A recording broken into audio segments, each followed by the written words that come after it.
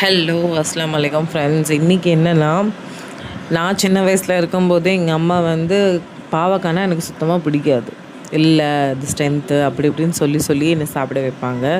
எங்கள் அம்மா ரெசிபி தான், சிம்பிளாக பண்ணுவாங்க. ஆனால் அப்பயும் அவ்வளோ டேஸ்ட்டாக இருக்கும். அந்த பாவக்காய் கசப்பே இருக்காது. எப்படி செய்ய போகிறோன்னு வாங்க ஃப்ரெண்ட் ரெசிபியை பார்த்துக்கலாம். கடுகு, சீரகம், அப்புறமா கறிவேப்பிலை, அப்புறமா பச்சை மிளகா 2 துண்டாக வெட்டி நல்லா டீப் ஃப்ரையாக பண்ணிக்கலாம். அதில் மஞ்சாத்தூள் போட்டுட்டு பாவக்காய் வெட்டி வச்சுருந்தோம். அதில் ரவுண்டாக இருக்குள்ள அந்த பீஜெல்லாம் நம்ம ரிமூவ் பண்ணிடலாம். வெறும் பாவக்காய் அந்த சைடு மட்டும்தான் போடணும். போட்டு நல்லா வதக்கி சால்ட்டை போட்டு நல்லா பிசைஞ்சு விட்டுக்கலாம். அதுக்கப்புறமா இந்த மாதிரி லைட் கோல்டன் ஷேடில் வரும்போது கொஞ்சோண்டு தக்காளி எடுத்து நல்லா சைட் பண்ணிக்கிட்டு நடுவில் தக்காளி போட்டு நல்லா தக்காளி பிரிஞ்சு வர வரைக்கும் என்னோடய ஸ்டைலில் இந்த மாதிரி பாவக்காய் நீங்களும் குழந்தைங்களுக்கு செஞ்சு பாருங்கள். என் குழந்தைங்களும் ரொம்ப ஃபேவரட்.